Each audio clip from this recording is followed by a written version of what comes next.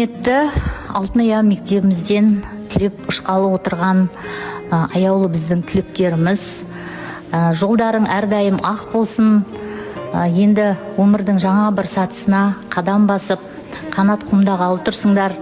Арман мақсаттарыңа жетіңдер. Жолдарыңда қастарыңнан тек қана жақсы жандар жолқсын, ақ жол. Енді бұл мектептен әрбір түлеп ұшқалы отырғанда олардың ұстаздар үшін да ерекше, бірақ осы түлектердің мен үшін орны ерекше, себебі бұлар біздің Шамшырақ театрының ең алғашқы қарлығаштары. Сондықтан осыларға арнап кішкене өлең шумақтарын шығарып едім, соны оқып беруге рұқсат етіңіздер. Бүгінгі күн қуанышқа толы күн, қимастықтан толқыған сәт көңілім, бірге өткерген талай қызық шақтарды ерекше ғой әр қайсының орның.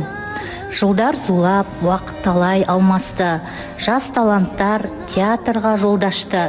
Сендерсіңдер қанат қақты түлектер, Шамшырақтан тәлім алған алғашқы. Еңбегіміздің бірге көріп жемісін, бірге атадық театрдың жеңісін.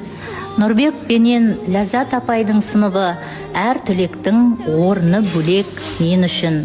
Пакизат пен Шехризат Гүлнұрым, Назым Ардана Инабат алды болған құрбының, Көркем, Ағнұр және Бекзат шәкіртім қолдап жүрген өнерпаздар бір-бірін.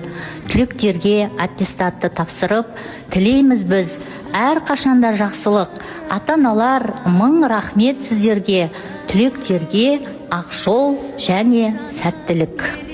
11 сынып оқушылары, сіздерді мектеп бітіру күндеріңізбен шын жүректен құттықтаймын. Алда келе жатқан ұлттық бірыңғай тестілеуден жоғары балл алып, қалаған мамандық иесі болуларыңа тілектеспін. Сіздерге ақ жол, сәт сапар тілеймін. Жолдарың ашық болсын. Құрметті түлектер, сіздерді мектептің мерекесімен шын жүректен құттықтаймын. Жолдарың ашық, мақсаттарың айқын болсын. Құрметті жас түлек, сіздерді бүгінгі мектеп бітірулеріңізбен шын жүректен құттықтаймын.